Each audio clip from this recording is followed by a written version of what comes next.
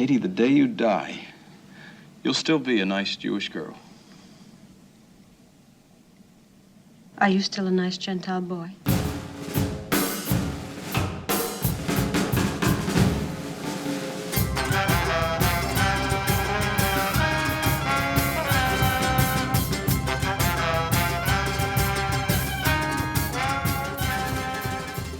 Welcome to Amusing Jews, where we celebrate Jewish contributors and contributions to American popular culture.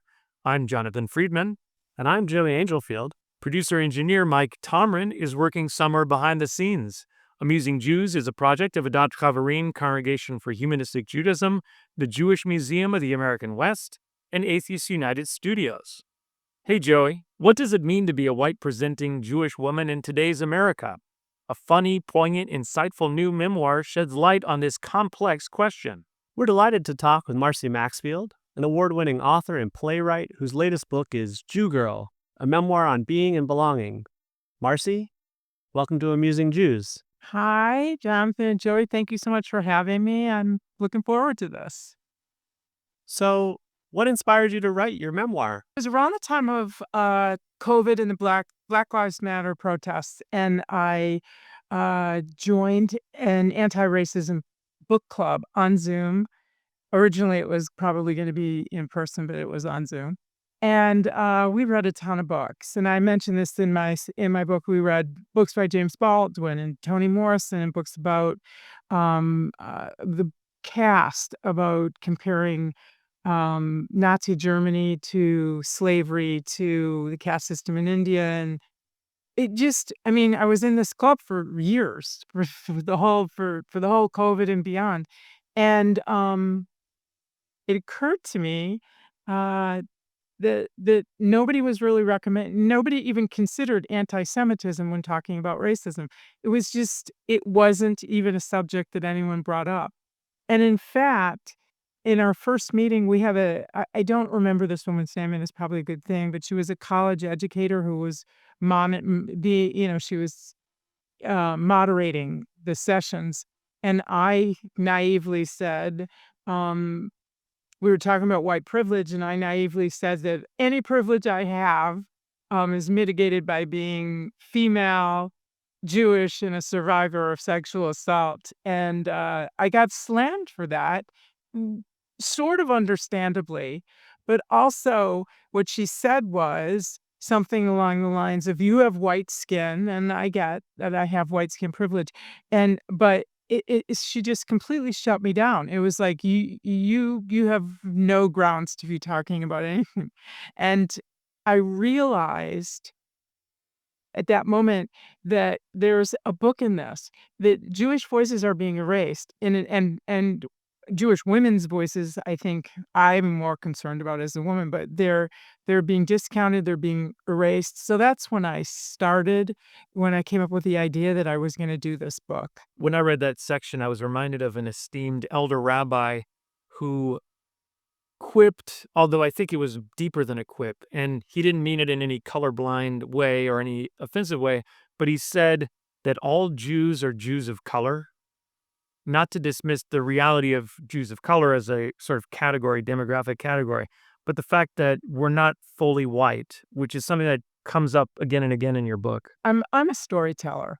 This is not an academic book. Everything in my book stems from a lived experience, and so when things happen, I write about them. So I didn't sit down and map out this book. I didn't know where it was going to start or end. I only knew that I wanted to write the book, and I wanted to write it in my own style because it's the only style I know how to write.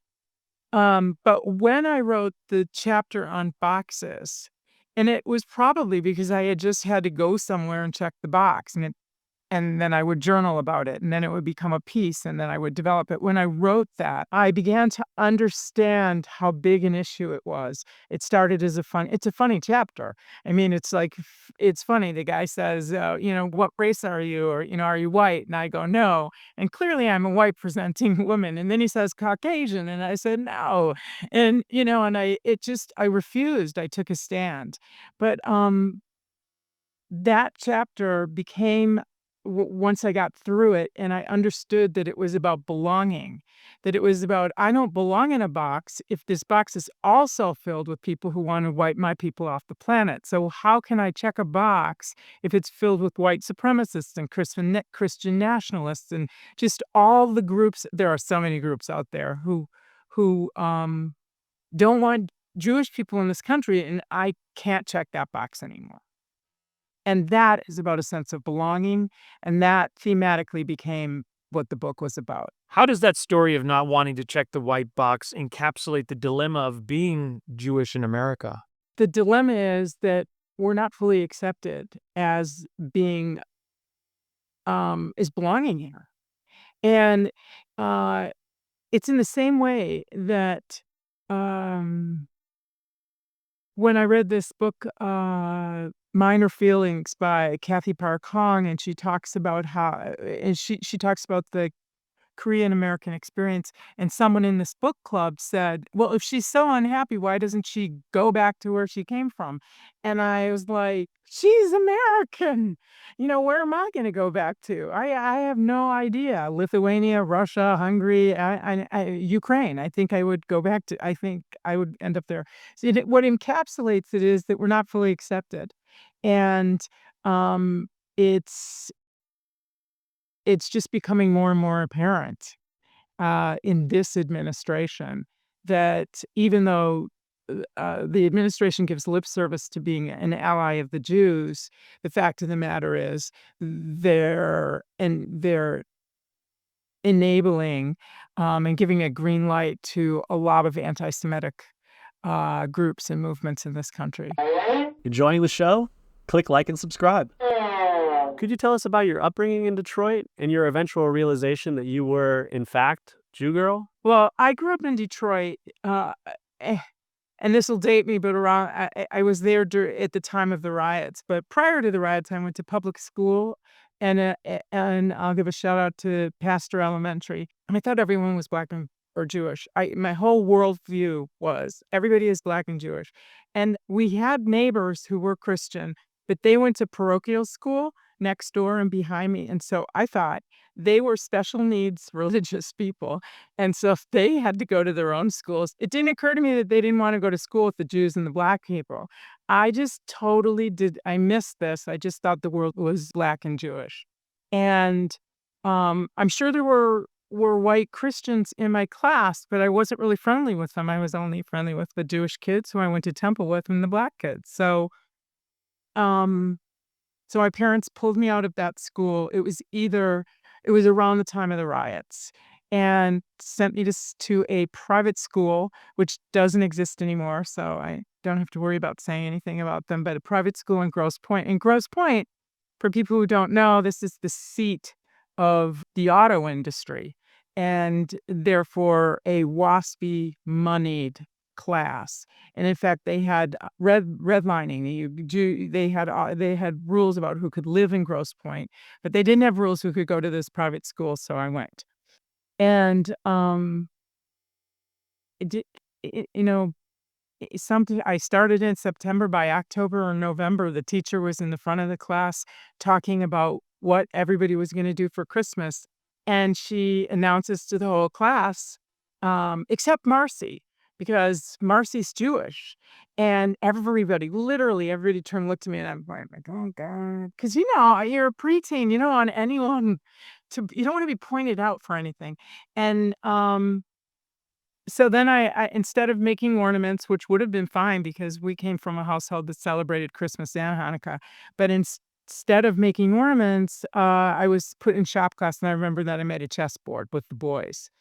But what happened was that day in the cafeteria, the cool girls surrounded me at the table, and really, this is just like, is it John Hughes? It's a coming of age, teenage, scene. And they surround me, and they start asking me questions, and they're asking me literally, well, it starts out with, what do I eat? What does it mean? Did we kill Jesus? Do I have horns and a tail? And honestly, some of this it made no sense to me because I just didn't even, I just knew it wasn't nice. And I just also knew that they were the cool girls. and that I had to curry their favor. And so I just smiled. I just smiled, and told them I ate tuna fish. I don't know, and macaroni and cheese, and that is how I really found out that I was a minority. I had because the community I lived in Detroit, it fed into the temple downtown, Temple Bethel, and it also fed into the school that I went to. So it was a big Jewish community, and I became the Jew girl. And then and also there was a boy in the class who was Jewish, and so the cool girls, I don't wanna say fixed me up with him because it's not like we went on a date, but it just became this thing. Oh, the 2 Jews will go out together.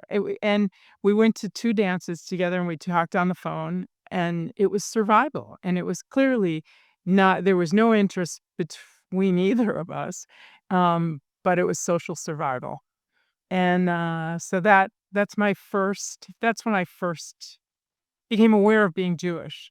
Speaking of awareness, I wonder, growing up in that area, if you were aware at all of Father Coughlin and Henry Ford's Dearborn Independent and all the other anti-Semitic stuff that sort of was in the social fabric for so many years. I am aware of him, but I wouldn't have been aware of him as a young person. But I know from listening to my mother talk when I was growing up as a teenager, saying, "Oh, it's not like that anymore. Not everybody. You think everybody who isn't Jewish is anti-Semitic, and blah blah blah." And my mother, she was more impacted by Father Coughlin. It's really her generation. And so she would tell me about it. So I became much more informed about it from reading Rachel Maddow's book Prequel. I knew that he existed. I did not know the depth of what was going on, not just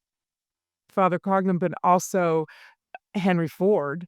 And I should say that this school that I went to, I was in class with a Ford. I mean, but I knew nothing. It was over. I knew nothing about this, but Henry Ford's relationship, obviously, with Hitler and all of them, I came to understand that when I was older. Your family left a Reformed temple after your confirmation and joined the Humanistic Jewish congregation in suburban Detroit, led by the movement's founder, Rabbi Sherwin Wine. What initially appealed to you about Humanistic Judaism? I think I was a humanistic Jew before I even knew that it existed. Because the reason we left the temple was that I had to write an essay in order to get confirmed. I had to write an essay on what God means to me, and I said, uh, "It doesn't matter what God means to me. I'm Jewish regardless." So it's like a pointless question. And I got called into the rabbi's office, and Um, I had to decide whether I was going to rewrite or my essay or not get confirmed. And I write about this in the book. And I'm like staring at my shoes. I got in trouble for a lot of stuff, but this was a crazy thing to get in trouble for, telling my truth. Like if you ask a teenager to write an essay and they write a thoughtful essay about what God means to them, you really shouldn't be threatening them. But anyway, I must have rewritten my essay because I got confirmed. And so what I loved about Rabbi Wein from the very beginning, and the beginning was he used to come and have dinner at my house before I even went to hear him speak, because my mother would call him when the rabbi knew when there was an issue. And he was just so interested in what I thought. So it was so different from Reform Temple, which was saying to me, you have to think like we do. And you have to be able to spit that out in an essay in order to get confirmed. And Rabbi Wein was, tell me what you think. And that's such a different approach, and so open and so accepting. And really, just what really resonated with me was everything I always thought, that I'm Jewish because it's my cultural history and it's in my DNA. And I celebrate the holidays, and these are my people. It's my tribe, and all of this is what I believe, and it was what I believed before I even met Rabbi Wein. But then when I met Rabbi Wein, I was like, oh, okay, I'm done with this guy. And then I started going to temple with my mother.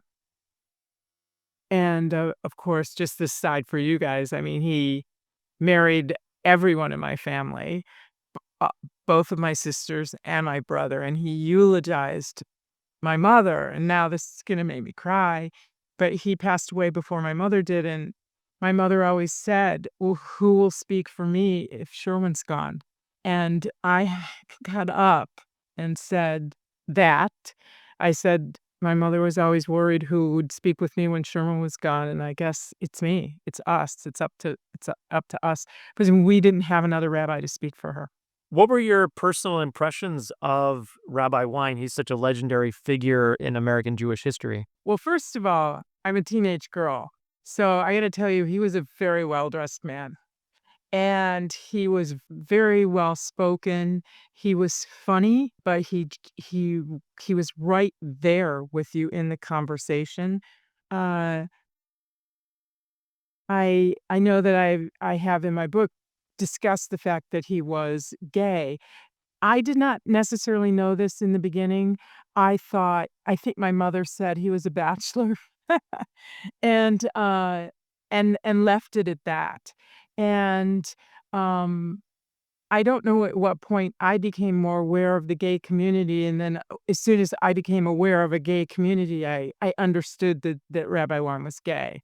Um, and but it was never a thing, and this is an interesting because I lived in a my father was extremely conservative, like possibly a John Bircher. I don't know. That's why the Rabbi Wein had to come, because my father was extremely conservative politically, and we were a bunch of anti-war kids. There were four of us, and we were smoking pot and against the war, and my mother was definitely a member of the National Organization of Women. Is it of or for National Organization of Women? And so there was clash. There was this clash. And so that's why Rabbi Wein would come. And I think that I said in the book, it must have just so irked my father to be course corrected by this brilliant man, but it was living in an alternative lifestyle that he couldn't comprehend. You write about differences between Jewish and evangelical Christian views on abortion, as well as a candid account of your own abortion as a young woman. Could you tell us a little about that? So one of the things I do in the book is I take personal experiences to talk about things in a bigger social context. Otherwise, I don't think I would be talking about the fact that I had an abortion. But I don't have a problem with it. Was the best decision I could make at the time. Um, where I tied it into Judaism is that I now know that I did not know this, that I now know that Judaism um cares more about the health of the mother, and the health being the physical health and the mental health. It supports the mother as a priority over an unborn child. And so in my book, I talk about how that's a little bit of a loophole because I didn't even know it at the time that I had an abortion. Um, I didn't even have a religious thought in my head when I had an abortion. I just had a practical thought, which was, here's this guy who I really thought of as being my soulmate. I had known him since 8th grade, and at the time I had an abortion, I was in my 20s. But the minute I told him I was pregnant, he joined the army, so I knew he was not gonna be a dad to this kid. And, um and so I immediately just knew that I had to take care of this. I had to put on my big girl pants. I had to make all of the arrangements and take care of it. It isn't until later that I understood that Judaism supports women in a way that fundamentalist Christian religions don't on this topic of women's right to choose. So this guy who would have been the father of my child ends up being a really strong uh, MAGA guy. And all I can think when I become aware of this or I see him at a reunion is, oh, thank God I think I didn't have a kid with him, because this would have been a nightmare. The marriage, if there was the marriage wouldn't have lasted. The the child would have been all my responsibility, and my life would have been forever altered. And instead, I had the opportunity to start over and to meet a life partner and have two children. So I'm very fortunate, and I'm fortunate in a way that women aren't today, and that's heartbreaking. A vignette that stands out to me is when you were the only Jew in a book club of white Christian women. One of them remarked that J.D. Vance's comment about childless cat ladies was the first time in her life that she had ever felt targeted. We're effectively run in this country via the Democrats, via our corporate oligarchs, by a bunch of childless cat ladies who are miserable at their own lives and the choices that they've made, and so they want to make the rest of the country miserable too. What was the significance of that moment for you? As a Jew, I'm like, can you imagine? That's the first time anyone has, because I can date back to sixth grade when I've been identified as a Jew, and then multiple things that have happened in my life. Um, Somebody putting a swastika on my dorm room door, um, the animals in my kids' and my daughter's kindergarten being slaughtered and the blood spread on the walls. This is not funny, but I can identify bosses and all kinds of people who a boss who ca- f- thought I was gaming the system by taking the high holidays off because I got Christmas off also. So she called me on Yom Kippur once to ask about some silly work thing that could have waited a day. So I have experienced different kinds of anti-Semitism throughout my life. So this woman made it into her 50s. I'm going to assume she was in her 50s, made it into her 50s.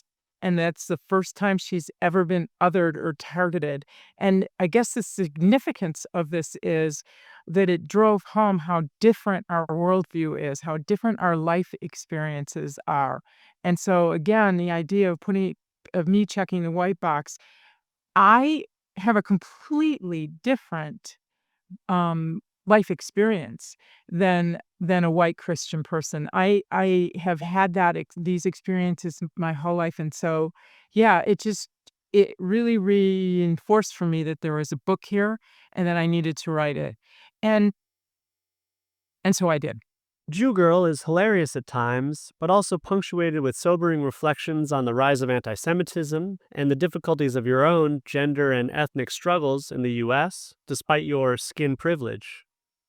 It's a remarkably cathartic book to read. Was it also cathartic to write? This is an interesting question.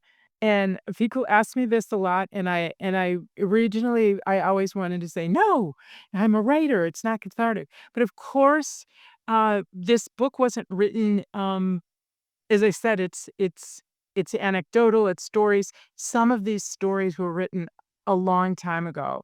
And when they were originally written, I have to assume that they were cathartic. That when I wrote about a rape or the abortion or any of these incidents, that that was a way of processing my feelings about this. When I decided to write the book, I already had those stories in the can, so to speak. I had them, in a file or on my computer, and I was able to bring them back and work on craft. And it was a completely different mindset that was there when I wrote the book than the person I was when I bled on the page. Uh, I will say that as the book progresses and the stories become more recent, so the stories where I'm talking about anti-Semitism in the Women's March or anti-Semitism in my specifically in my writing group, those things were so close to the bone, so close to where I was in time, that I think you can tell they're much more raw and they're much more emotional. So, in answer to the question, I yes, of course, in the writing, this is cathartic, but I want to point out that my book is not trauma porn. Uh, it's nothing about these stories that if the stories make it into the book, they're not gratuitous. They're there because it's a lived experience that I can take and then talk about broader issues about women's rights and anti-Semitism. I think what it is relatable, both for people who have had those sort of experiences. As it says in the blurb, I think it's an important book to read for Jewish people as well as non-Jewish people, and similarly for women as well as non-women. I have readers contacting me all the time, and they tell me in the beginning, it was overwhelming. This happened to me, this happened to me. And I was just, oh, this is a lot. But yes, the book is readable. It's relatable. Most people say they can read it in 2 days. And there's this sense of, thank you. Thank you for putting this on paper, because we have been feeling this, and we've been feeling othered or alienated or whatever. And here you are giving voice to these feelings that we're all feeling. Well, thank you so much, Marcie, for joining us. Thank you both. Well, all three of you, Mike, Joey, Jonathan. Thank you. This has been great. I love to connect with you, and I just really appreciate the opportunity to talk about my book. And to our audience, now back to your regularly scheduled lives. Amusing Jews is here to amuse you. If you like being amused, go ahead and click like and subscribe.